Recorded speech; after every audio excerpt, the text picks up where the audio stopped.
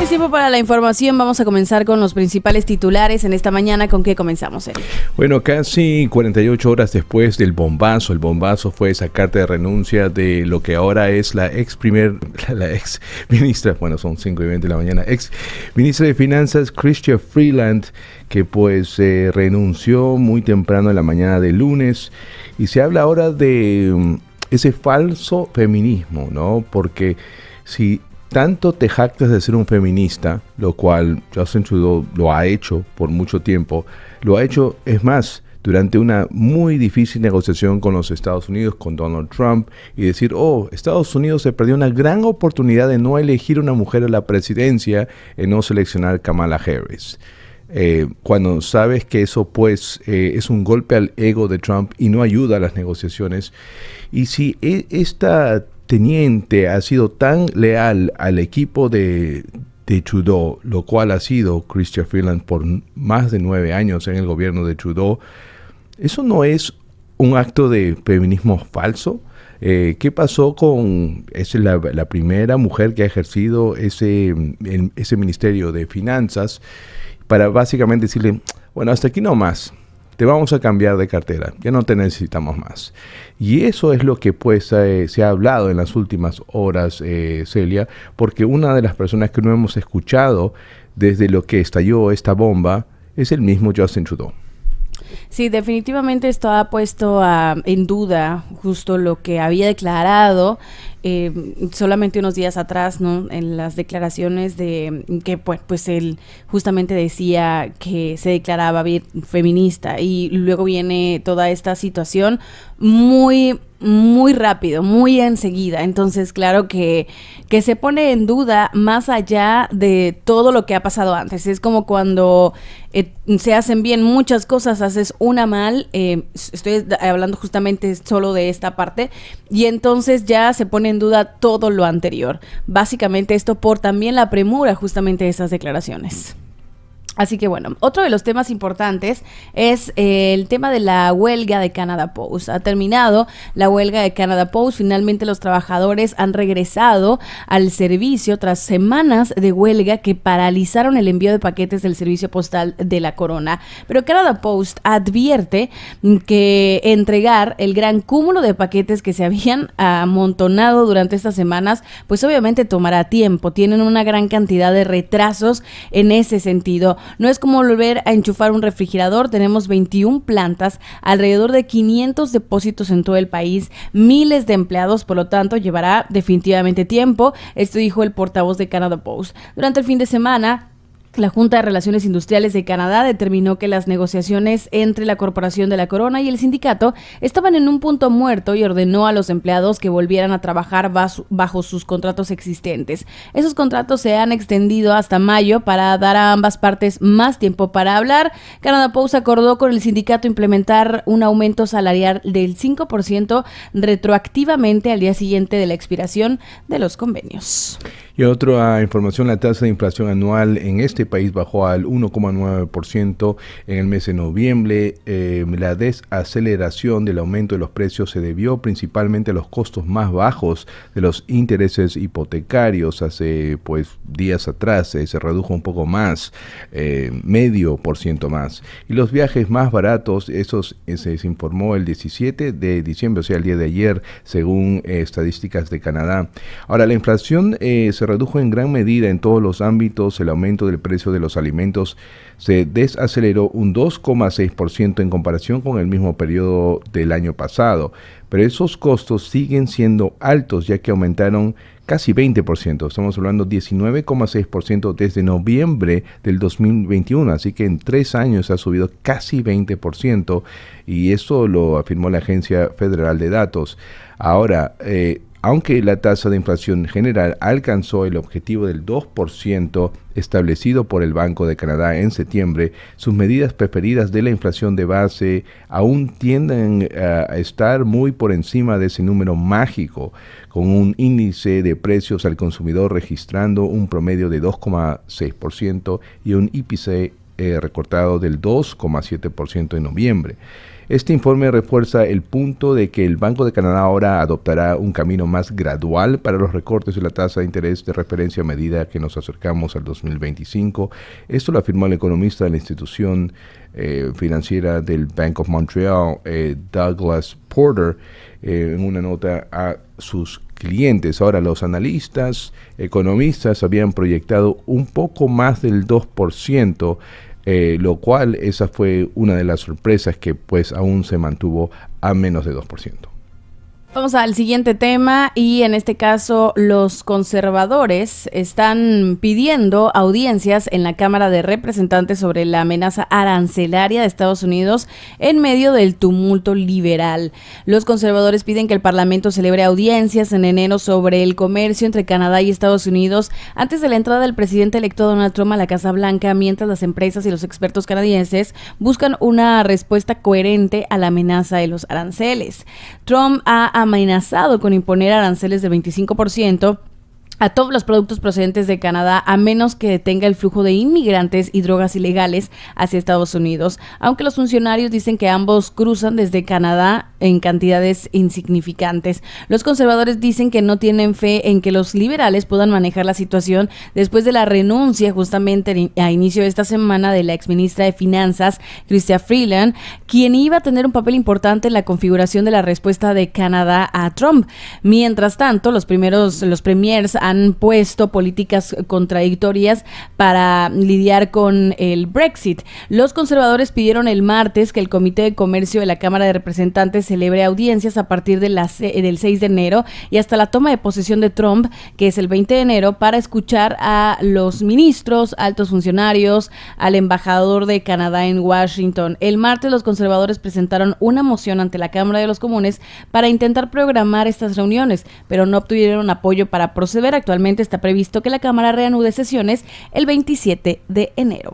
El gobierno federal promete un conjunto de medidas para interrumpir el flujo de fentanilo y fortalecer la vigilancia las 24 horas al día, los 7 días de la semana en la frontera entre Canadá y Estados Unidos, incluido equipar a la policía montada con helicópteros, drones y torres de vigilancia móviles y crear una nueva fuerza de ataque conjunta para perseguir el crimen organizado.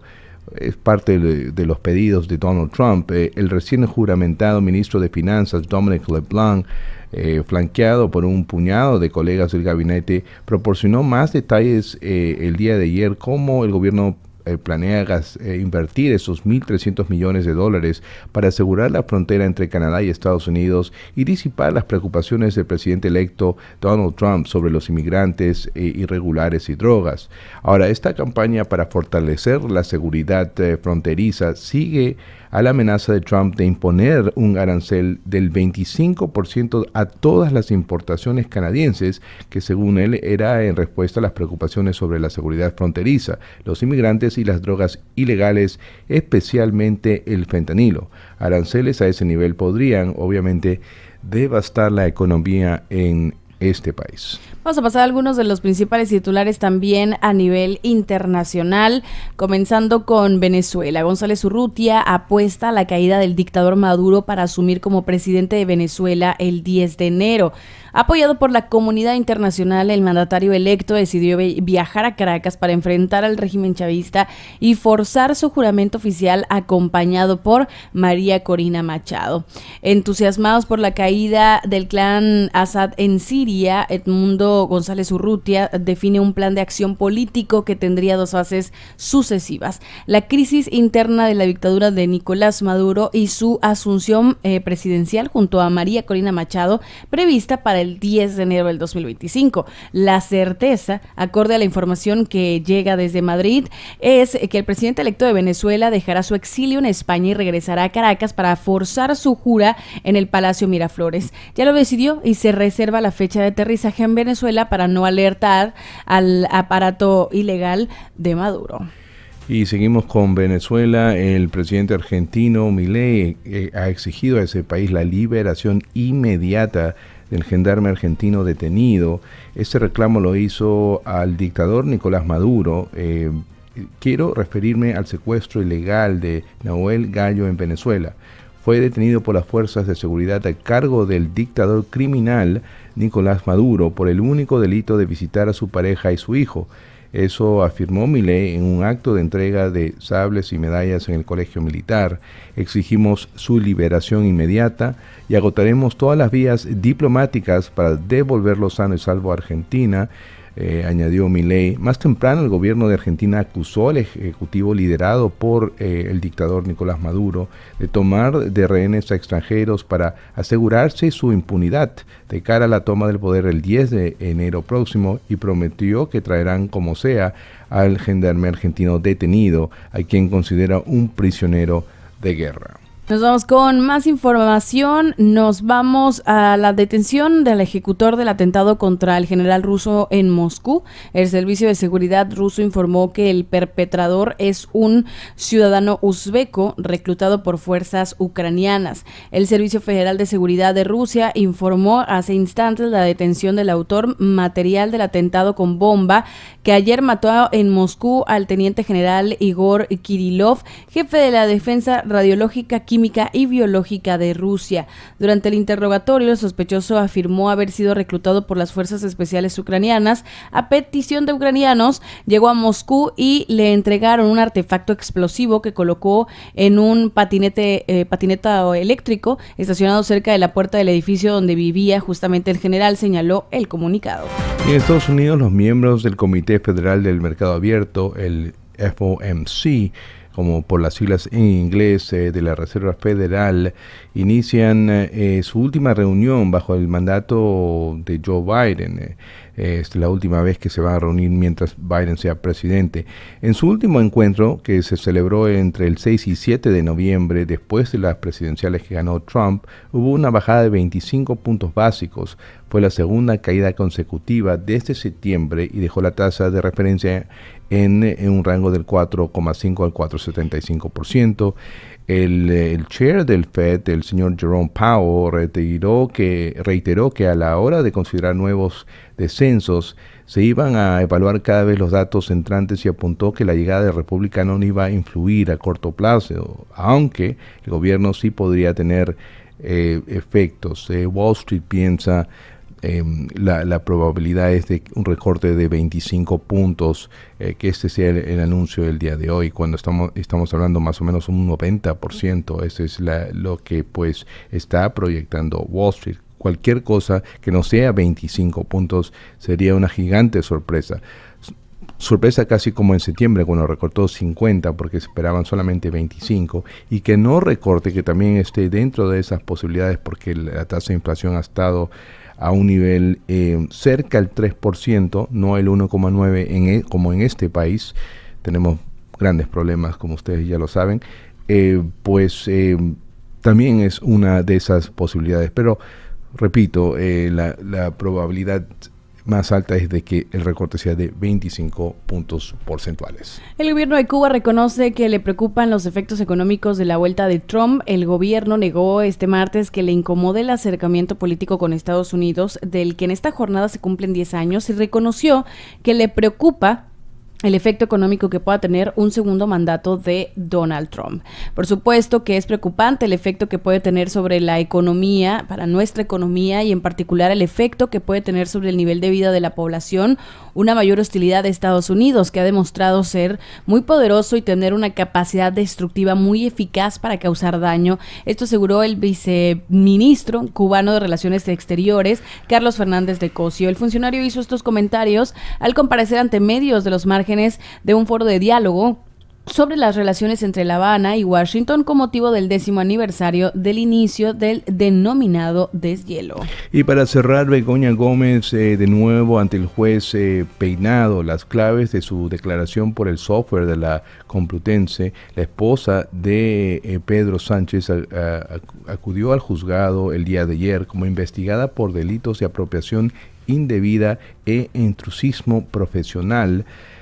Pues son dos delitos por los que se le investiga el magistrado que dirige su caso, y todo gira en torno a la presunta apropiación indebida del software que 3 empresas desarrollaron para crear una plataforma para la cátedra extraordinaria que codirigía en la Universidad Complutense de Madrid.